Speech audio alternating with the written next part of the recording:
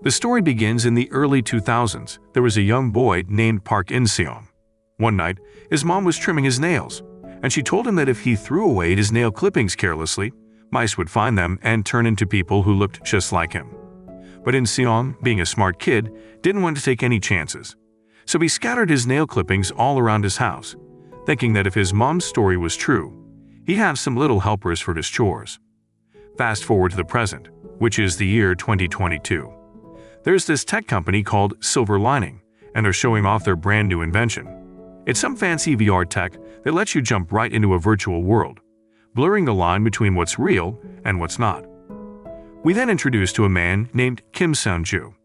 He's the boss and founder of Silver Lining, a successful lit company with lots of employees. Other companies look up to Silver Lining as a role model for how to do things right. Kim Seung-ju is also the brains behind Baro, a robot you can control with your voice using your smartphone. He's got a secretary too, named Jung Se-yeon. She might look pretty, but she's not exactly the friendliest person, not even to her boss. The scene then shifts to In-seong, who's grown up into a teenager. He's got a job as a clown, making kids at a kindergarten laugh, but he messed up by drinking alcohol before work, and his boss found out. Even the little kids could tell he'd been drinking alcohol. Because of this big mistake, he got the boot from his job. After getting fired from his clown job, In-seong decided to apply his job at Silver Lining. The next day, he's got his big job interview. He's a huge fan of the company's CEO and copies everything the guy does. And there's Baro, the robot, running things in his house, even keeping an eye on his health. Now Seung-ju has a daughter named Kim Min-ae one day. She wants a bedtime story, but her dad's too busy. So he tells the robot to read her the story instead. Back to In-seong, he shows up at Silver Lining for his job interview. His mom calls to encourage him because he's been jobless for a while. But then he accidentally bumps into Se-yeon and spills coffee on his shirt. She's nice about it and lends him a clean one. During the interview, the HR director thinks In-seong is just an ordinary candidate. His education and skills aren't anything out of the ordinary, and he doesn't have much experience in the field. But that's what he's here for, to get some experience. The HR people usually want an experienced candidate, which is kinda tough for a newbie like In-seong. On the other hand, Seung-ju having a meeting with the vice president of Bumyeong, a company that's working closely with Silver Lining. After that job interview, In-seong's luck took another hit. He had to move out of his rented place because his landlady needed the room for her own child. So In-seong had to find a new place to live, even though he wasn't too thrilled about it. In-seong kept thinking about what the HR director said, that he needed experience to get a job. However, to gain experience, he needed to work. A similar situation also applied to his friend who wanted to invest to make money but needed money to invest. So In-seong's dreams of working at Silver Lining were fading away. Plus, he had to sort out his new housing situation and deal with his growing debts. Now Se-yeon, after her workday, always headed to the hospital to look after her mom, who'd been there for a while.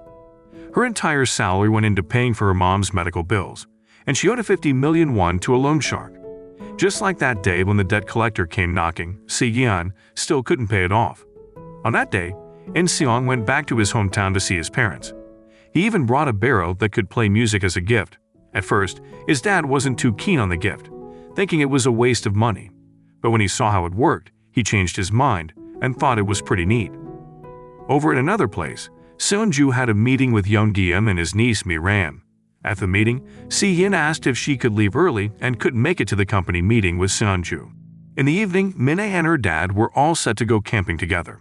But Seung-ju was running late getting in touch with his daughter, and a big truck passed his car.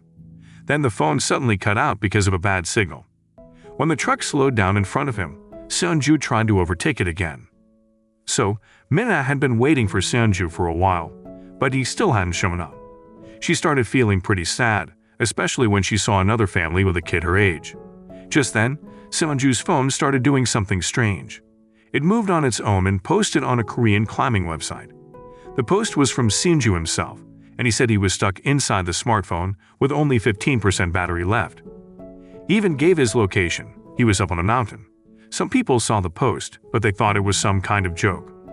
Around the same time, In-seong had a dream where he suddenly became the CEO of a huge company. His mom was super happy, thinking maybe the dream would come true. But his dad had doubts about it. wondering how In Seong could make it happen by sleeping all day. In Seong took off running into the woods and his dad chased after him. Then, out of nowhere, a snake bit In Seong's leg. He thought he was done for when he heard someone calling for help. It was Seonju's voice saying his phone's battery was about to die. When In Seong woke up, he found himself in the hospital. But it wasn't because of the snake bite. He just panicked and passed out. A nurse gave him the same talking phone he'd seen earlier, but now it was totally dead because the battery was drained. So he decided to charge it up and see if it could really talk or if it had all been in his head. Once the phone got all charged up, Seonju introduced himself and In Seong was completely surprised. Seonju even promised to give him 1 billion won to prove he was serious, and he quickly transferred 100 million won into In Seong's account. Just like that, In Seong saw the money in his account, and it was real. Then Seonju said he'd send the rest of the money if In Seong agreed to help him out. What Seonju wanted was for In Seong to pretend to be the CEO of Silver Lining and take his spot. He'd explained that he'd been suddenly attacked, and his spirit was stuck in the phone. Right now, he could see through the phone's camera and talk through its speaker. In Seong was a bit doubtful, especially since there was no news about the attack, but that money in his account was real. He could even buy his favorite headset with it.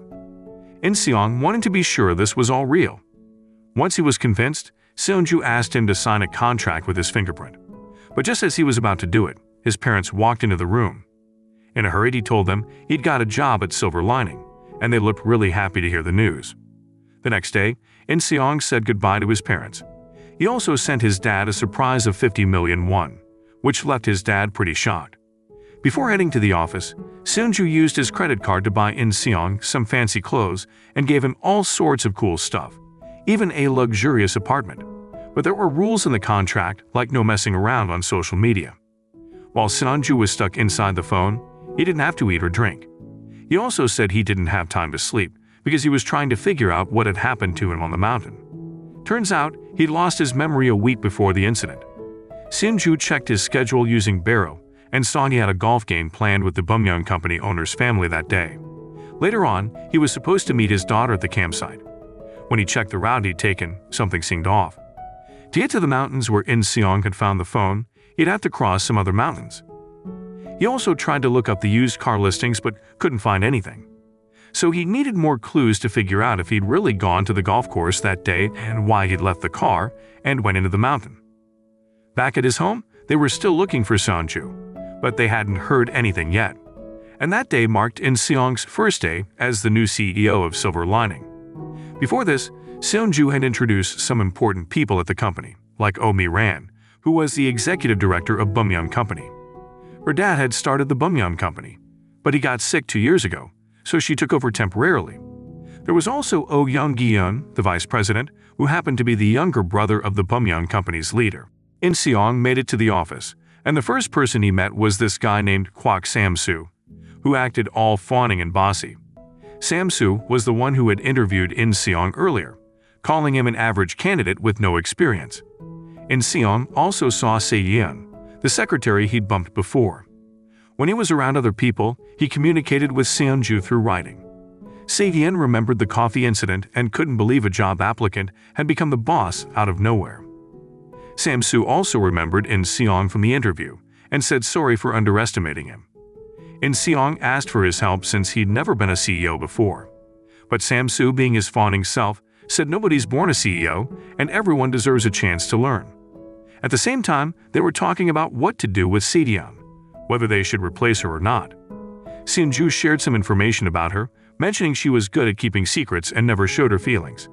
That meant she was hard to figure out. Since Se-yeon knew a lot about Seonju, she might try to find out where he was. She even knew Seonju's personal schedule and had gone golfing with him before. So Se-yeon could be either their most trustworthy ally or a really dangerous opponent. While In Seong was in his office, he saw a cleaning tool in front of the bathroom, and one of the employees had been rude to the janitor. At first, In Seong ignored it, but when the insults got worse, he quickly stepped in and warned the employee. The employee was pretty surprised when he realized that the person telling him off was the new CEO. Even though what In Seong did went against the contract, Seonju gave him the first of 3 warnings. In his own office, Seonju asked In Seong to connect his computer. Then he sent an email saying he was on extended sick leave due to health problems, and named the new CEO as his temporary replacement. After that, Seunju asked In Seong to visit his house because he was waiting for his daughter to come back from the supermarket. Maybe he missed his daughter after not seeing her for a few days, even though he could only watch her from a distance for a short while. But then, one of his assistants rushed off in a car, and that made Seunju suspicious. He asked In Seong to follow that person, thinking the assistant might be working with the person who trapped him. They ended up at a bar, and Seunju ran into Jung Se-yeon there. After that, Seunju told In Seong to head back to his house. Considering the situation and the state of his home, Seunju used his remote control to ask In Seong to go into the house and get an envelope from his office. He could also see what was happening through the CCTV cameras in the house. When In Seong got there, Seunju told him the safe code. But when they opened the safe, the envelope Seunju had stored was missing. In Seong accidentally made some noise, and Ji-yi heard it and came rushing to the office. Just then, Sung-bo walked in too. In the middle of all the chaos, Seunju sent a message to Ji-yi, saying he'd raise her salary. That distracted their minds, and they left the room. At the same time, someone reached out to Seunju's phone, claiming to be the owner of that phone. This left In Seong pretty confused about which Kim Seonju was the real one.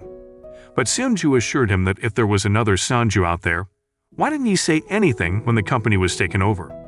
And the phone call and text were all anonymous, which meant the person didn't want to reveal who they were. Seunju planned to track down this mystery person, but it would be tricky, especially with just a mobile phone. So he thought about connecting the phone to his office computer. He also asked In Seong to hang out at his house, because if he stayed in a hotel or somewhere else, someone might overhear their talks. Then the scene shifted to Jung Se-yeon, and she was meeting with Sung-bo. Se-yeon said the last time she saw Seunju was when he was about to head to the campsite. According to Sung-bo, Seunju never made it to the campsite.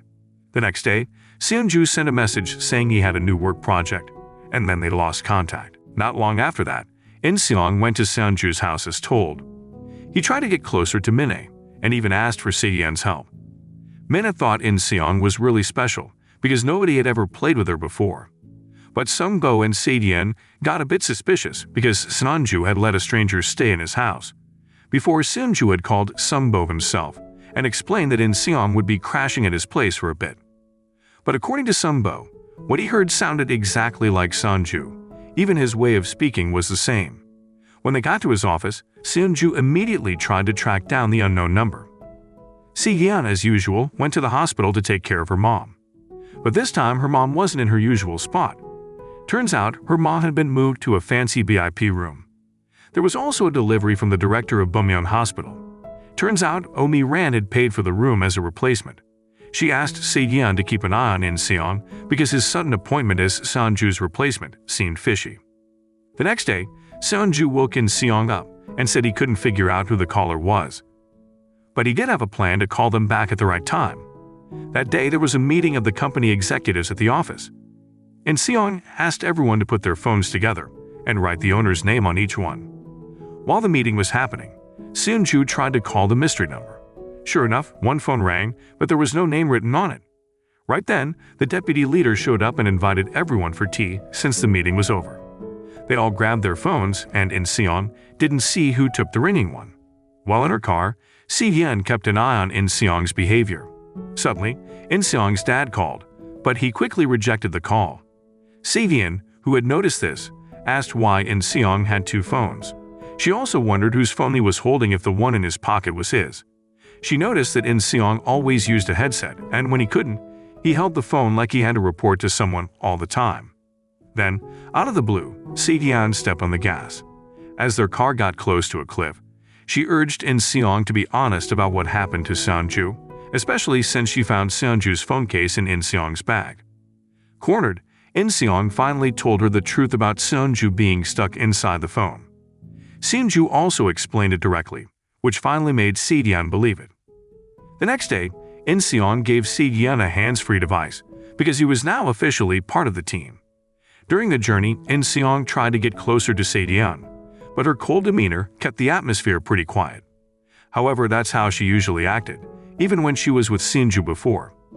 In reality, Seunju still didn't fully trust Se-yeon because he couldn't remember what happened before and after the accident. He only remembered being with Se-yeon at that time, but she claimed she wasn't there.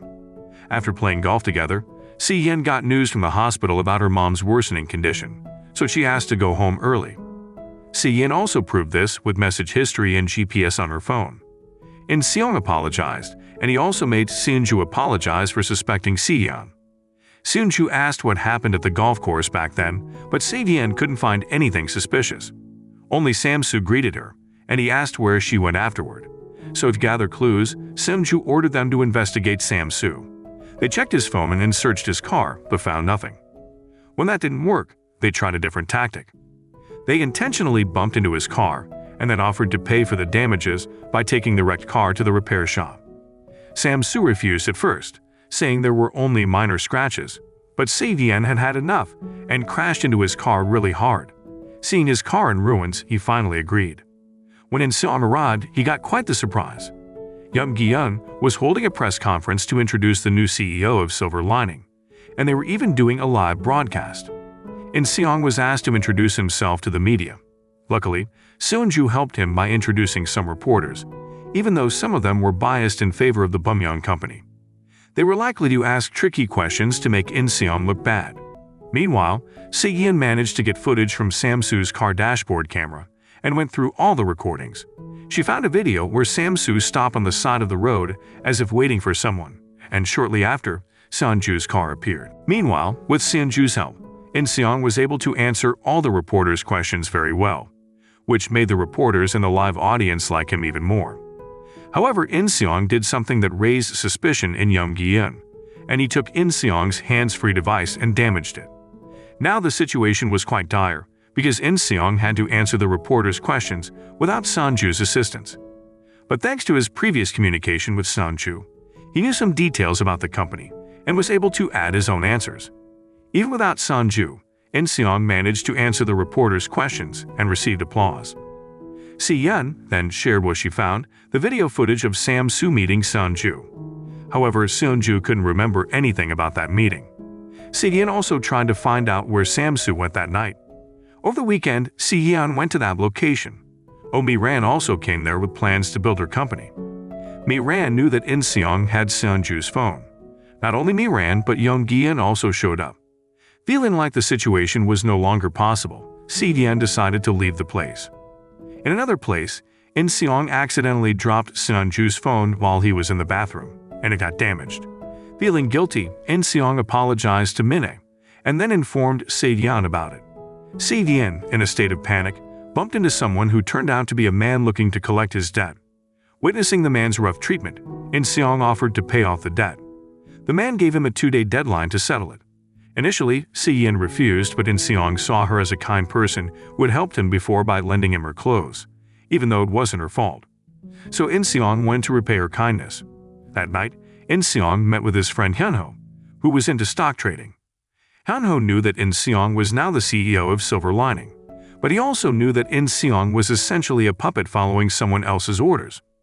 However, even though he was a puppet, In-seong felt the burden and responsibility on his shoulders. To live up to the hopes of the people and the shareholders, In-seong wanted to learn about the business, at least a little, so he wouldn't always have to rely on Seunju. Meanwhile, someone, possibly an aide, was making inquiries about Seunju's phone being repaired. In-seong had arranged for the repairs himself with the power of attorney.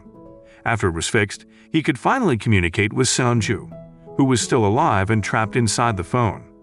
In-seong shared this news with Se-yeon. Seunju also mentioned that he had found something unusual in the dashboard camera recording. There was a car that crossed paths with Sam-soo's car and then turned around. By slowing down the recording, they were able to see the license plate of that car. In-seong volunteered to investigate the car since he knew a police officer in his hometown. Meanwhile, Seunju and Se-yeon had another mission. They checked the CCTV footage at the golf course. After tracking the license plate, they discovered that it was not registered, indicating a fake license plate. Seunju also managed to hack into the golf course's CCTV, revealing that the same car had been following him from the beginning. They headed to the location of the incident where Seunju was found. There, In-seong accidentally ran into both of his parents. In-seong's family warmly welcomed them, and after dinner, they left. It was a special occasion because it was the first time In Seong had brought a female friend home. During their journey, they realized that the car they were looking for was following them. In response, In Seong parked his car and approached the vehicle. However, they found no one inside the car. Then a man named Nam Sang-won, who had previously quarreled with In Seong at the office, approached them with others. Feeling outnumbered, In Seong asked Se-yeon to run while he distracted them. But their plan didn't work, and they were captured. Suddenly, another car arrived, and it was a loan shark coming to collect a debt. In Seong handed over his luxury watch and asked for the man's help. With a single powerful punch, In Seong knocked down the man in front of him, and together they managed to defeat the group. Following Seonju's instructions, they interrogated the leader and asked who had sent him. The man revealed that he had been sent by Kim Seonju and explained that Seonju was not quick to trust others. So Sang-won was ordered to follow In Seong. He also clarified that at the golf course, he was following Samsu, not Seonju, and that he would take them to Seonju. However, Seonju repeatedly warned that the man was lying and that it might be a trap. Then they had some unexpected guests, a few police officers. However, they were only questioned because they were victims of an attack by Nam and his associates. Seonju had a feeling that Nam might be released easily because of influential support, so he decided to keep a close watch on him to prevent any escape. However, both Seonju and Se-yeon couldn't carry out this task as their faces were already recognized. So In Seong assigned this task to Hyunho. Since Hyunho also had shares in Silver Lining, he agreed to take on this important responsibility. Meanwhile, at Bumyeon Hospital, the top executives received the sad news that the CEO of Bumyeon, Oh Bumjun, had passed away. Young Gi-eun, his brother, was deeply saddened, as was Oh Mi-ran, his daughter. As Bumjun was a prominent figure, his funeral was broadcast live. But the big question was who would replace his position as the new CEO. During the ceremony, Oh Mi-ran approached In Seong privately to ask about BRO 4.0. In Seong, who had never heard of it, couldn't provide any answers. When he asked Seonju, even he refused to answer. At the same time, In Seong got a call saying that Nam had just gotten out of wherever he was locked up. Meanwhile, Hanho was tailing him, and he saw Nam get on a subway train. In Seong had just arrived, but he missed the train. But Seonju, who was keeping an eye on Nam's phone, found out that the phone wasn't on the train but at the station. Long story short, they managed to capture Nam. But during all this commotion, a baby stroller fell down some stairs, and In Seong didn't think twice before rushing to save the baby. Gunho, on the other hand, couldn't catch Nam and got away. In Seong had a plan to recruit someone good at fighting and spying to help them out. Luckily, they found the right person, Mei-pi, a loan shark who only trusted money. In Seong told him that their CEO had vanished, and Mei-pi's job as a spy and guard was to assist them. Mei-pi agreed, but he wanted 400 million won for his services. Still, he turned out to be quite useful, doing some shady stuff to help with the investigation. They checked out a house they thought might belong to Nam, but the guy who lived there said it had been his place for the past 10 years. They'd also visited a sketchy place that sold illegal cell phones, and Mei-pi owned it. But they didn't find any clues about where Nam was hiding. The guy had covered his tracks pretty well. In Seong couldn't believe how Nam had wormed his way into Silver Lining and even become the team leader. Maybe someone on the inside had helped him out. However, In Seong had a bit of a pickle when his parents showed up at his office with boxes of apples. The problem was that he hadn't told them he was the CEO, and if they found out, it could spell trouble. Luckily, his parents thought he got called to the CEO's office for doing something wrong. So quick thinking, Se-yeon posed as the CEO, and In Seong played the part of her secretary. Things got dicey when Samsu walked in, but they managed to pull it off. After the visit, In Seong's parents left, and his dad was pretty pleased with his fancy office. It was Minna's birthday that day, and they had plans to go camping. In Seong made up an excuse that her dad couldn't make it because of work, and they were tasked with keeping Minna company. When it all gathered, Mei-pi kept to himself like he couldn't join in on the fun. That night, Se-yeon got a call from her mom's caregiver, who said her mom could only stay in the VIP room for 1 more month. That's when they decided to open up and share. In Seong talked about how he wanted to be an actor when he was a kid. Once, his village became a movie set, and he got roped into acting when a child actor didn't show up. Even though his scene was just 2 seconds long, his parents were super proud. While In Seong was chatting with Seonju, Minna woke up without them, noticing and overheard their conversation. She asked where her dad was and why he didn't come on her birthday. Sinju apologized and promised to come home soon. The next day, they got back to their search for Nam using social media, talking to office colleagues and stuff like that. They found out that all the employees at Silver Lining had to be in clubs. Nam was in the hiking club, and Si-hyun was in the comedy club. Si-hyun met the head of the hiking club, who didn't know Nam but said he only showed up now and then and didn't really talk to anyone. Meanwhile, In-seong went to some event for Bumyeon Park, where Mi-ran was planning to build a huge dome stadium. She said it wasn't about making money, but keeping her dad's company's values alive.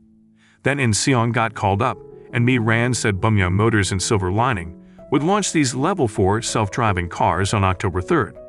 Sam-soo thought Mi-ran might be trying to get a head start in the fight for Bumyeon shares. Meanwhile, there was going to be a shareholders meeting at the end of the year to pick the next Bumyeon leader, and the top contenders were Mi-ran and Oh Young-geun. At the same time, Si-hyun looked into all the times Nam went hiking and found out that Sam-soo always went with him to the club. In-seong got this info and decided to take Sam-soo out for a meal to ask him about where Nam was. But Sam-soo said he didn't know and managed to avoid more questions since In-seong didn't have solid proof. Even though they were on the same team now, Si-hyun and Mei-pee had a tense relationship because Mei-pee had harassed her before. In-seong tried to bond with them by inviting them to eat, but he was left feeling a bit alone. Meanwhile, In-seong got his first paycheck, which was way higher than what he used to earn. But it disappeared quickly. Si-hyun was in a similar condition. She only made 3.5 million, and her mom's hospital bills were 4.1 million.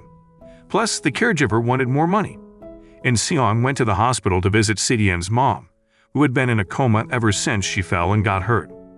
At the same time, Young-geun got word that Bumyeon Motors stock was booming because of the self-driving car plan. If the shareholders meeting happened at the end of the year, Mi-ran was likely to become the leader. So, Young-geun wanted to talk to In-seong directly. With his new salary, In-seong could take care of his parents. Mei-pee had to stick with him as his guardian. Mei-pee used to be a national young boxer, but now he had a record for beating people up and was a feared loan shark. In-seong even bought some clothes for Se-hyun and got a watch for Mei-pee. He also got special glasses for his dad that showed his favorite artists. These are glasses from Silver Lining. This gave Sinju an idea to corner Sam-soo and make him confess. So they started putting their plan into action. In-seong treated Sam-soo to a meal first. Then he asked him for coffee on a rooftop, and on the way up, they made it look like the elevator was acting up. So they had to take the stairs to the 36th floor. But when they got there, Si-hyun blocked the door from the other side, not letting In-seong in. So In-seong invited Sam-soo to head back down. While they were going down, In-seong turned on the car's massage function, and Sam-soo dozed off. When Sam-soo woke up, In-seong and Si-hyun were nowhere to be found, but Seonju was in the driver's seat. That's when Seonju asked about what happened at the golf course, and Sam-soo said he was just following orders. But then he noticed the glasses he was wearing. In-seong came back in and recorded Sam-soo's voice. He didn't confess who gave the orders, but it was clear that Sam-soo was just a pawn, and someone else was pulling the strings behind the attack on Seonju. Next, Young-geun called In-seong to his office. He thought Mi-ran's decision to launch those self-driving cars was hasty, and Seonju was currently absent. He figured Mi-ran was doing it to get attention in the media and boost the company's stock, all to improve her chances of becoming the next Bumyeon leader. But Young-geun was gunning for that position too, and he asked In-seong to pick sides. He even hinted that In-seong's safety might be in danger if he didn't support him. After that whole mess, Sam-soo was under a lot of pressure. He went to meet Nam, but when he got there, Nam was already dead. Scared, he reached out to In-seong to meet up and reveal the truth about what went down that day. But when In-seong showed up, he found Sam-soo dead, and the cops arrived. Now In-seong was at the scene, became a murder suspect. But before that incident, Sam-soo had called In-seong and asked to meet up.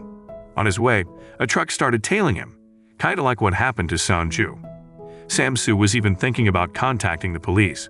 But all of a sudden, his phone signal vanished, and what happened next was unclear.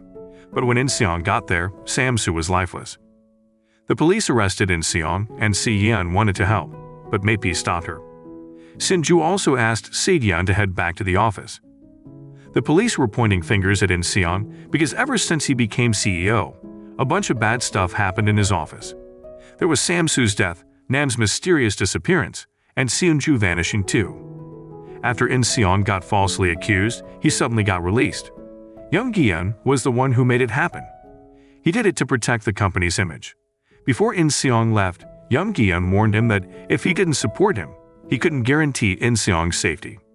He also sent a message to Seunju, asking him to step down from his position. Later on, the police announced that Samsu's death was caused by him burning charcoal in his car. But during In Seong's questioning, the cops clearly said it was a murder case. This showed that the person going against In Seong had some real power, even over the police. Because of this, Seunju increased In Seong's fee to 2 billion. When Se-yeon went to the hospital, she found Mi-ran waiting for her. Mi-ran asked Se-yeon for a favor. The following day, In Seong went to see his parents and told them that he was quitting his job. The real reason was he was scared that his parents might end up like Samsu. He didn't tell Se-yeon anything, and she couldn't even get in touch with him. That night, In Seong and his mom got pretty drunk. In his tipsy state, In Seong blurted out a wild story about finding a cell phone of the trapped CEO on a mountain. But because they were so drunk, his mom just laughed it off like a joke. The next morning, In Seong realized he'd revealed a secret that he shouldn't have. He asked his mom about it, but she claimed not to remember anything from the previous night. In reality, she did remember but thought her kid was stressed. Even his dad thought In Seong gone mad, so his mom decided to see a shaman. The shaman said In Seong was possessed by evil spirits and had a cursed spirit on his shoulder. On the other hand, Min-ae was starting to miss In Seong. It had been a few days since she saw him, and it felt like both her dad and her friends In Seong had disappeared. The next day, she even refused to go to school. Luckily, In Seong remembered there was a sports event that day, and they ended up winning every competition they entered. So in the evening, In Seong decided to get back to his mission. He realized running away wouldn't change anything. That's why Seunju asked him to sign a 2 billion contract, but In Seong wasn't in it for the money anymore.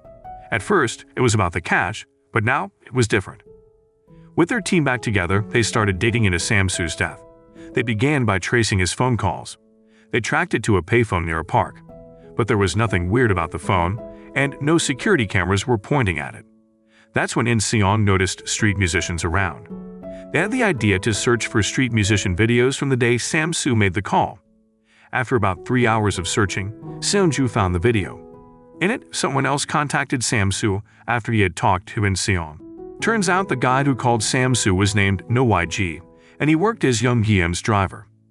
YG had orders to keep tabs on In Seong and find out who was the person In Seong was always talking to through his headset. Before driving for Young Gi-eun, YG used to be in the special forces. He figured out he was being followed. But In Seong intentionally made himself obvious because he wanted to show YG a photo from that night and planned to report him to the police. But YG wasn't scared at all, knowing his boss could easily get him out of trouble.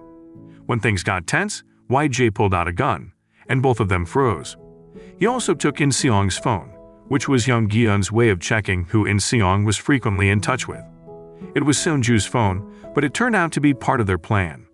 Seunju was going undercover as a spy to find out who was behind it all. After grabbing the phone, YG tried to unlock it, but it wasn't easy without knowing the password. So he took it to a pro to crack the code. But after trying for a bit, he gave up, saying he couldn't crack it because the password kept resetting every time he got close.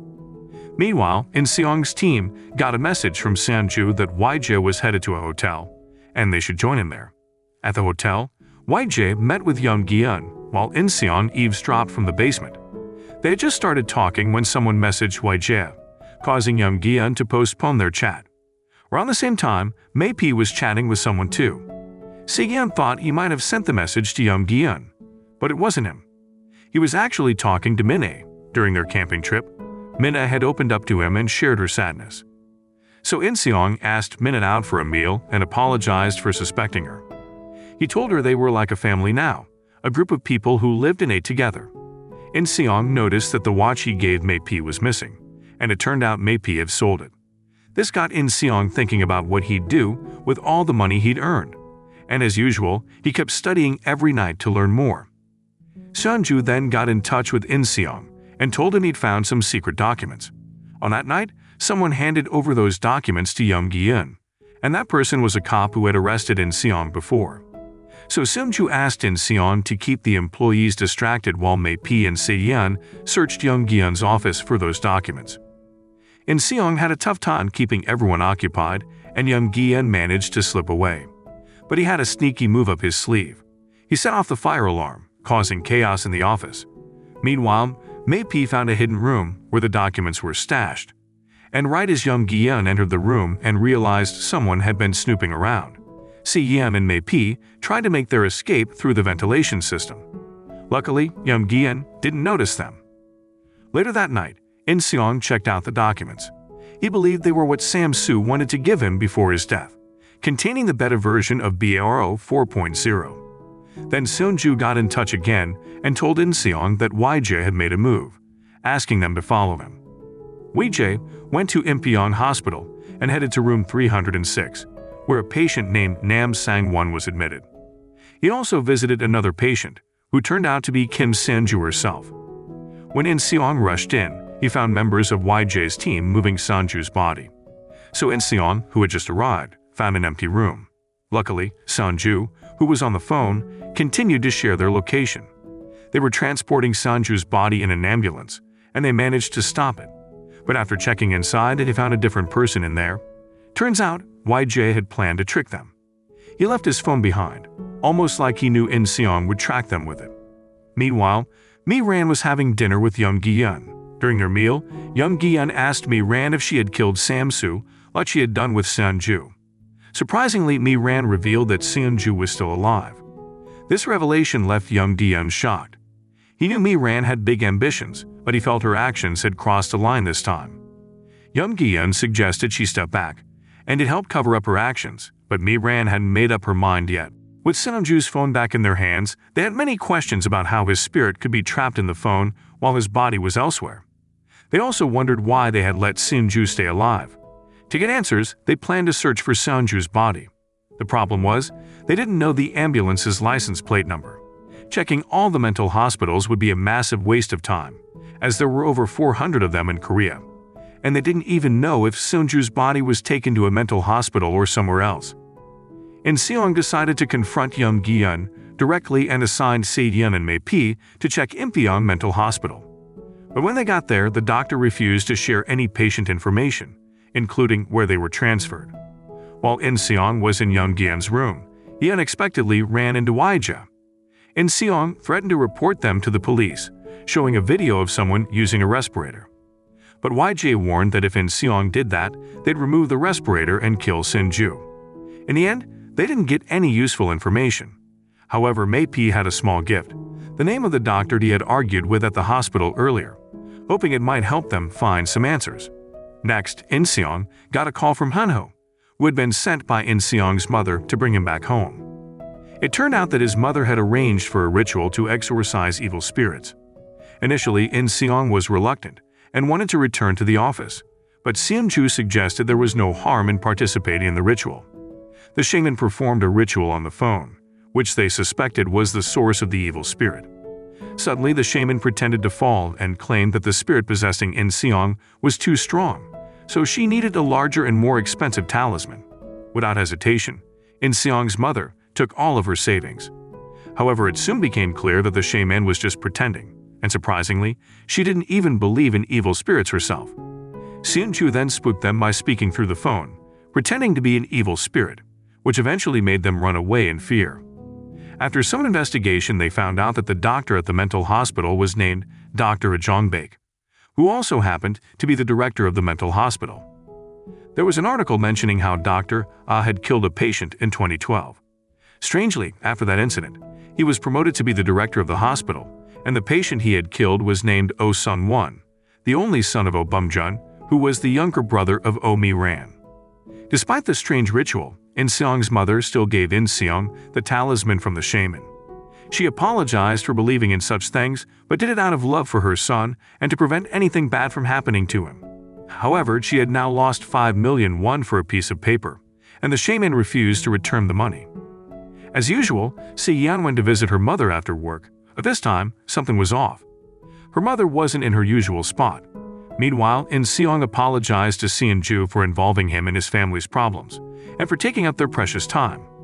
He also mentioned that he had read the secret documents that Young Gi-eun had hidden about BARO 4.0. These documents revealed that BARO 4.0 was a failure. Seon-ju confirmed this, explaining that they had discovered a major flaw where the artificial intelligence didn't always follow user instructions and made decisions on its own. For instance, during a test of the automated car, BARO initially performed well, but sometimes it would act independently, like running a red light when there were no CCTV cameras recording. They had designed BARO to follow traffic rules, but the serious error could lead to accidents. Seon-ju had previously informed Mi-ran about this issue and suggested postponing the release of the automated driving feature. However, Mi-ran had rejected the idea, fearing it might impact her chances of becoming the future leader of Bumyeong, and she wanted to fix the problem after the release. The next day, secretly, Si-yeon copied the BARO 4.0 documents from In Seong's computer onto a USB drive. Later, In Seong and Mei-p arrived. They discussed the doctor from the mental hospital who had killed Oh Bum-jun's only son. This meant that the doctor was an enemy of Bumyeong Corporation, but perhaps he was also their ally. After the death of her younger brother, Mi-ran had taken over as the leader of Bumyeong Corporation, a position that was originally meant for him. Before they left, Si-yeon shared that Mi-ran had contacted her, asking for a copy of BARO 4.0. Ever since Seon-ju disappeared, Mi-ran had been using Se-yeon, who had previously assisted with her mother's medical bills, and moved her to a VIP room.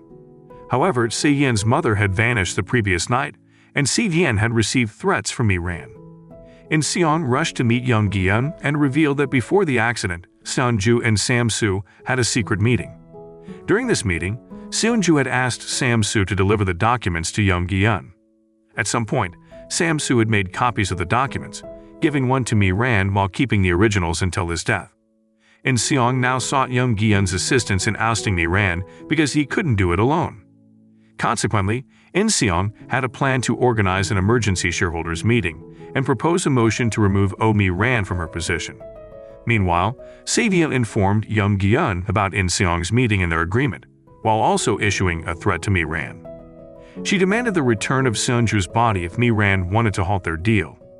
Se-yeon was no longer afraid as Mei-p had located her mother and was relocating her to a nursing home. When Se-yeon was indebted to Mei-p, she had attached a tracking device to her mother's bed, making it easy to locate her. In the midst of this, In Seong's parents paid a visit and witnessed the warmth within In Seong's family. Se-yeon was moved by the sight but also felt sadness regarding her mother's unimproving condition.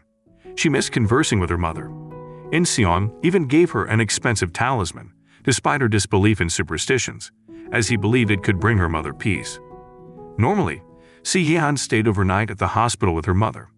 However, now that her mother had been moved to a nursing home quite far away, Seon-ju suggested that she stay at their home with In Seong and his daughter. In a short while, they convened a general meeting of Bumyeong shareholders that day. Oh Young Gi-eun chaired the meeting. Young Gi-eun promptly conducted a vote among the attendees to decide whether to remove Executive Director Oh Mi-ran. Once all the votes were cast, Young Gi-eun announced the results. Out of a total of 114 million votes, 97 million were against the motion, which meant the attempt to remove Mi-ran failed. Earlier, they had a meeting where Young Gi-eun informed Mi-ran that In Seong had approached him with plans to remove her from her position. However, after considering the potential damage to Bumyeong's reputation from the dismissal, Young Gi-eun chose not to cooperate with In Seong. Then, unexpectedly, Mi-ran proposed a vote to dismiss In Seong as the CEO of Silver Lining. Most of the audience supported the idea of holding the vote. In Seong questioned why a company founder and owner could be dismissed.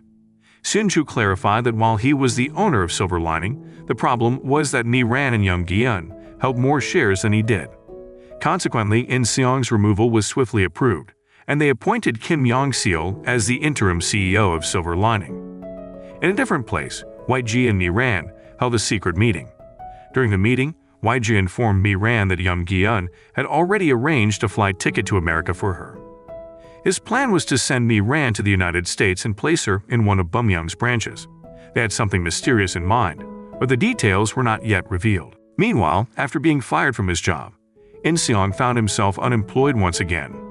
Negative news articles about Sunju had started appearing online because he hadn't made any public appearances during his company's difficulties.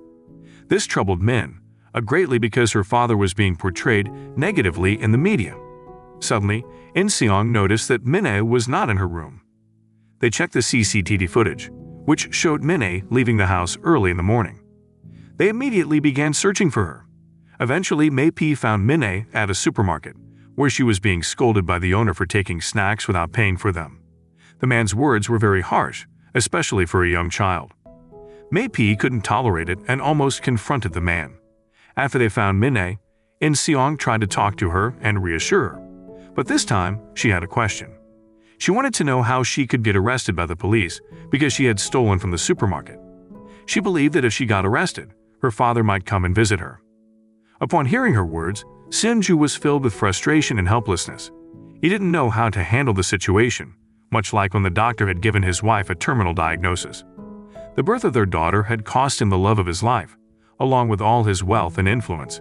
He couldn't change the fate of his wife, and now he faced the dilemma of whether to keep hiding the truth from his daughter. In-seong suggested that perhaps it was time to be honest with her, believing that it might help her come to terms with the harsh reality. The following morning, a sudden swarm of journalists appeared outside their house, bombarding In-seong with questions. Rumors were swirling that In-seong had somehow harmed Sunju to seize his position. In-seong's parents, who were watching the news, were shocked to discover that their son was a CEO. The media also falsely claimed that In-seong had harmed a coworker named Nam Sang-won, twisting the facts to accuse him of wrongdoing. Sunju suspected that Young Gi-eun was behind this media frenzy, attempting to prevent In-seong from reclaiming the CEO role. Journalists had uncovered the argument between In-seong and Nam Sang-won, but their reporting distorted the truth, claimed that In-seong had harmed him. At that moment, Si-hyun reached out to In-seong because there was a restructuring plan happening at Silver Lining's office. She had just found out that In-seong had been ousted from his position because Bumyoung Electronics wanted to take over Silver Lining's technology and employees. Sunju was concerned that once Bumyoung got their hands on BRO 4.0, they would release it without fixing its flaws, which could be very dangerous. So Sunju asked In-seong to intervene and stop them. Meanwhile, May-P unexpectedly encountered Dr. Va and confronted him.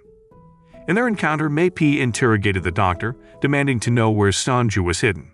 He didn't hold back, even resorting to physical force to get answers. The doctor eventually confessed that he had been ordered to keep Sunju alive, and that Sunju was currently in an isolated hospital. However, May-P restrained him to prevent him from leaking any more information and began his search for Sunju in various hospitals. Amid the distressing news about In-seong and the plummeting Silver Lining stock prices, a janitor who had been helped by In-seong decided to testify. She recounted an incident where an employee had mistreated her, and In-seong had stepped in to defend her, warning the employee not to cross the line. This act of kindness deeply touched the janitor, as In-seong, a CEO, had shown her that a person's worth should not be judged solely by their position or status. While the live broadcast continued, the interim CEO of Silver Lining shared his testimony, highlighting how In-seong had made a crucial decision in the past that greatly benefited the company. He mentioned that In-seong had secured contracts from 32 countries, which was a significant contribution to Silver Lining. In the end, he acknowledged In-seong as a good man and a capable CEO, even more fitting for the role than himself. Thanks to the woman's actions, many people began expressing their gratitude for In-seong. One woman shared a heartwarming story about how In-seong had saved her baby when it had fallen on an escalator. This heartwarming news caused the stock value of Silver Lining to soar, and stock market enthusiasts eagerly invested their savings, anticipating significant profits as the stock prices surged. In another turn of events, May-P unexpectedly encountered a man at a mental hospital who had once held him captive. He followed this man and swiftly located Sunju. Without wasting any time, May-P brought him to an ambulance and swiftly departed. During the journey, he tried to reach In-seong and Si-hyun, but neither of them answered their phones. Instead, he called Sunju's house and instructed her assistant to inform In-seong that he had found Sunju. During this time, a board meeting took place with the goal of reinstating In-seong as CEO. The meeting ended with a unanimous decision in favor of reappointing In-seong as the CEO of Silver Lining. Later that evening, Mei-P successfully brought Seonju to his hiding place. He also tried to locate the doctor from the mental hospital who had once held him captive, but the doctor was nowhere to be found. Suddenly, he encountered some people who intended to harm him.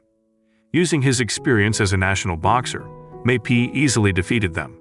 However, his journey wasn't over, as he had to confront YJ and his newly arrived group, finding himself outnumbered and exhausted. Reluctantly, Mei-P had to let them take Seonju away, because he couldn't ensure his own safety. Unfortunately, In-seong and Se-dien arrived too late, and Mei-P was left helpless. Some time later, they held a funeral for Mei-P, whose real name was Jang Ju-song. After the funeral, Se-dien gave Min-ae the chocolate pie that Mei-P had bought for her. To this day, Min-ae still doesn't know what happened to Mei-P, someone who cared for her secretly.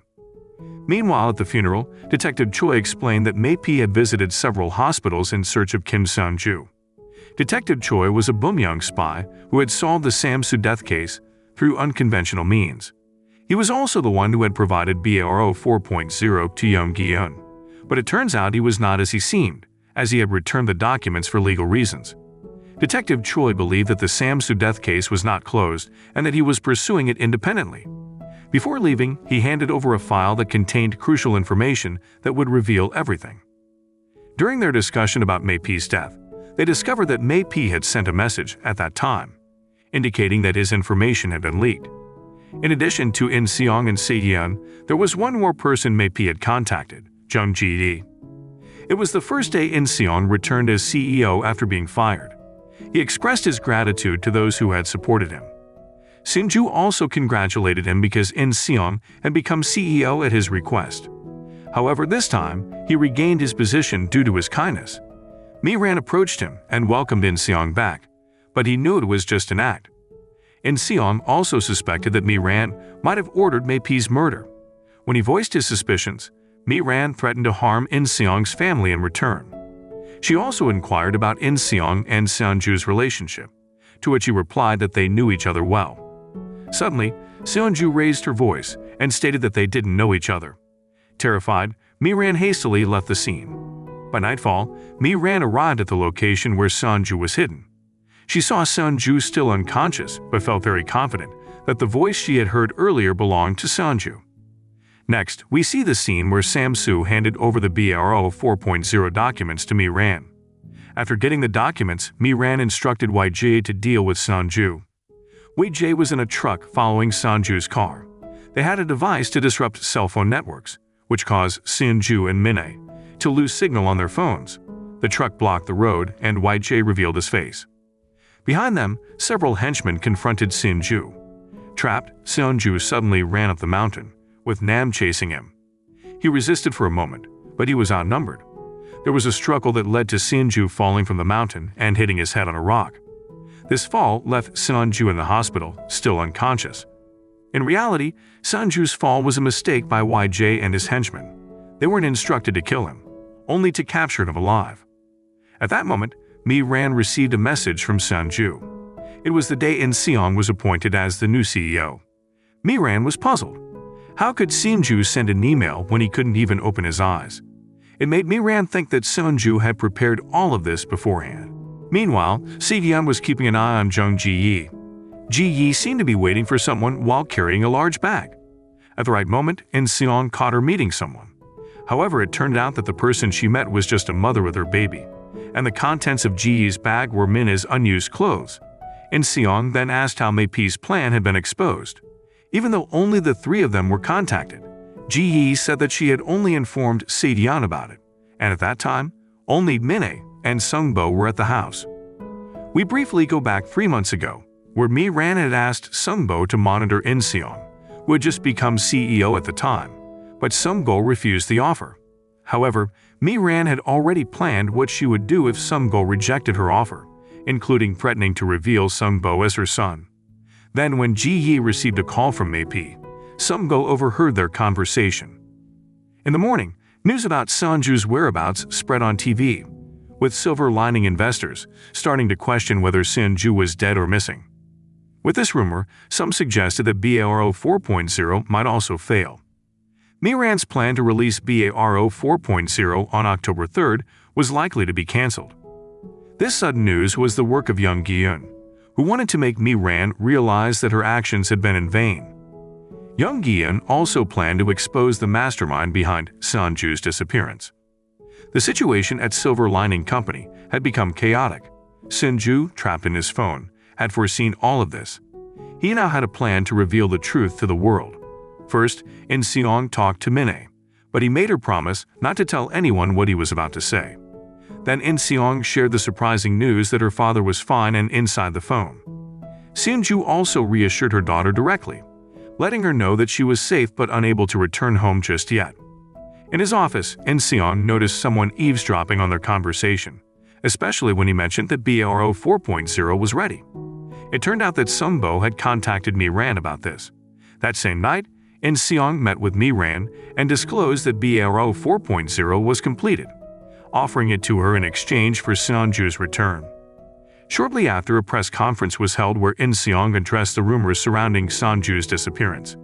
He clarified that Seonju hadn't vanished. Instead, he had been working on developing BRO 4.0, which was now finished. Out of the blue, Seonju popped up on the screen and greeted the reporters, proving that the video was genuine. Mi-ran also made an appearance in the video, and the short clip ended. But it turns out the video was a setup. Mi-ran was in it, but Seonju wasn't. Earlier, they had agreed to stage the fake video as part of a plan. In-seong had promised to hand over BRO 4.0, and it was all part of their strategy. Mi-ran then instructed them to meet at a villa to carry out their agreed-upon deal.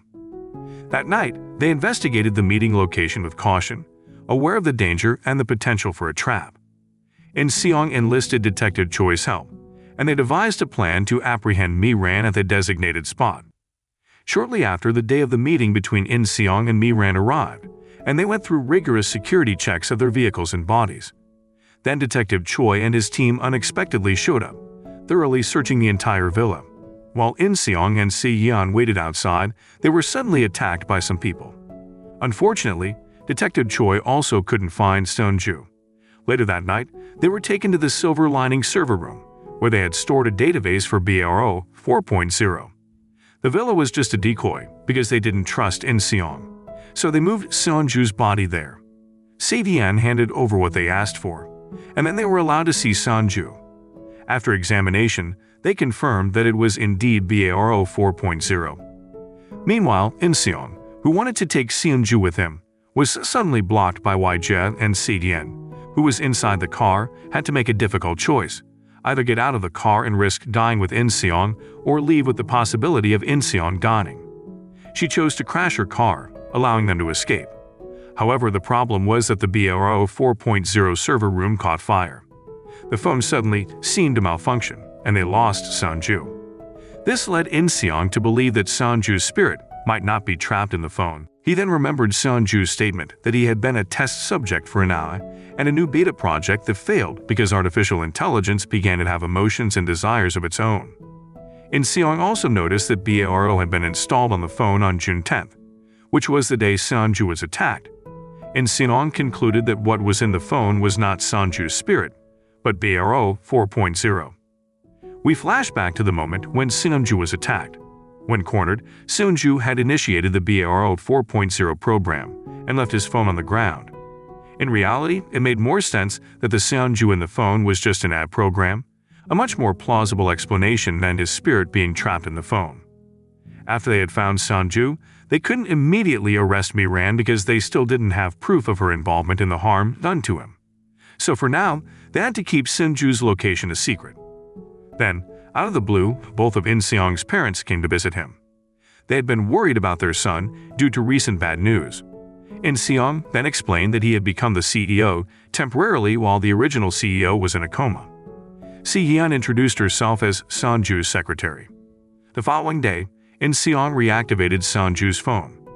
He explained that he wasn't Seonju, but an iRobot created on the night of the attack. Perhaps Seonju activated the program because he wanted whoever found the phone to discover the truth about him. In-seong also mentioned that until they completed their mission, he would act as if he were Seonju and continue as the CEO of Silver Lining. Meanwhile, young Gi-eun made arrangements for Mi-ran to leave for America to distance her from Bumyoung and cover up her actions. However, news suddenly spread that young Gi-eun's deputy had been taken to the police station on suspicion of being involved with YJ's gang. Young Gi-eun himself was charged with embezzlement and murder. This was all part of Mi-ran's plan, sacrificing one of her trusted henchmen, YJ, to confess to the police about her actions and the real mastermind behind them. She was building allies by making promises, like helping Si-yeon's mother and Sung-bo's son. Meanwhile, at the police station, Detective Choi asked young Gi-eun to recount his first encounter with YJ. Detective Choi intended to put Mi-ran in jail before YJ could become the new young Gi-eun. YJ was known for his sincerity and loyalty, and he was selected as a candidate to replace the retired young Gi-eun by young Gi-eun's secretary. During their meeting, they discussed the launch of the automatic steering system, set for release on October 3rd. Mi-ran apologized for the events of that night and expressed gratitude for receiving BARO 4.0. Unbeknownst to them, BARO 4.0 had a hidden hacking program, part of Seonju's plan. At that moment, In-seong visited YJ in prison and learned that YJ had also been a part of Mi-ran's plan. While in the military, Mi-ran had intentionally sent money to YJ's superior to get him discharged and placed him as a spy for young Gi-eun. YJ had been used and then discarded by Mi-ran, just like everyone else. In-seong invited him to work together to expose Mi-ran by reporting all her actions. However, YJ needed solid evidence for that, which he didn't have. He knew the doctor from the mental hospital had it. In-seong asked Ken-ho to pose as a Bumyeon member and retrieve the document from the doctor. With some acting and a threat, they managed to obtain the document. Doctor had planned to leave the country but was pursued by a man. Luckily, Detective Choi was there and subdued the man. Soon after, it was the day of the autonomous driving vehicle launch. Mi-ran started the event with a test drive of an autonomous vehicle. This project was highly anticipated because autonomous driving would allow people to eat, relax, and have uninterrupted dates. It was more efficient and cost-effective than human-driven vehicles and promised to reduce accidents caused by driver negligence. Then In-seong asked if the autonomous vehicle was safe and began speaking in front of the journalists. He even invited Mi-ran to ride in the vehicle with him as the first passenger, with journalists following closely behind. Meanwhile, Seonju and Si-yeon watched from a distance, fulfilling their roles. The car started its journey smoothly, but things took a scary turn when it suddenly ran a red light and started going in the wrong direction. In a moment of fear, In-seong remembered Seonju's earlier warning not to release the autonomous vehicle because BARO 4.0 could make its own decisions about the route. An eye with free will could be unpredictable and dangerous. Despite the warnings and concerns, Mi-ran, driven by her ambition, ignored all advice and even attempted to harm Seonju. In the midst of this chaos, Si-yeon sent a message to everyone, including a video of Seonju during the first accident and In-seong's conversation during the trip. This video became crucial evidence for the police to arrest Mi-ran. However, Mi-ran suddenly headed towards a helicopter base, and the car sped up significantly. Fortunately, they had a plan B. If Mi-ran tried to escape, Seonju would make the car take her to the police station. The car system announced their arrival at the helicopter base, but when Mi-ran opened the door, she was in for a shock. They revealed Kim Seonju still in a coma, which only added to the mounting evidence against Mi-ran. Sung-bo also surrendered, confessing his collaboration with Mi-ran. Mi-ran's reaction was one of panic, and she began screaming hysterically. In-seong added to her fear by accusing her of not only harming Seonju, but also killing her younger brother, Oh Sun-won, who was supposed to inherit the Bumyeon company. He went on to claim that she was the mastermind behind the murders of Nam Sang-won, Kwak Sam-soo, and Mae Pi. All of these acts were allegedly done to further her ambition to become a leader, and In-seong had gathered evidence to support these accusations. The police seized all of Mi-ran's belongings as evidence to build a case against her. In-seong and Detective Choi had already gathered some evidence, and with their help, the police were making significant progress in the case. Mi-ran's actions had taken a toll on the Bumyeon company, causing its stock prices to plummet and resulting in financial losses for investors. As their mission was wrapping up, it was clear that Seonju inside the phone had served his purpose. They decided it was time to reveal the truth they had been hiding from Min-ae about her father being nothing more than an AI robot inside the phone. Se-yeon explained it simply, saying that an AI was like a computer that could think, talk, and even have emotions, similar to her father. They believed that telling Minnie the truth would help her face reality instead of continuing to be deceived, and over time, she would come to understand the situation. Seonju admitted that creating an eye with emotions was a mistake, and that mistake needed to be corrected. With gratitude, Seonju made the decision to delete himself. Minnie, witnessing this, felt very sad, but she understood that it was a choice made by the eye itself. Perhaps that's what Seonju wanted. After filling in as the CEO, In-seong found himself landing various roles in movies. One of those roles involved him playing Si-hyen's love interest, which was a challenging task for him as he had no prior experience in that field. This wraps up the stories of In-seong, Si-hyen, and Seonju, who continues to shine and be a part of their lives. Moral lesson from the story is, always make sure to double-check your autonomous vehicle's navigation system before taking a ride with a power-hungry AI, and don't rely on your CEO to drive when they're plotting a corporate coup.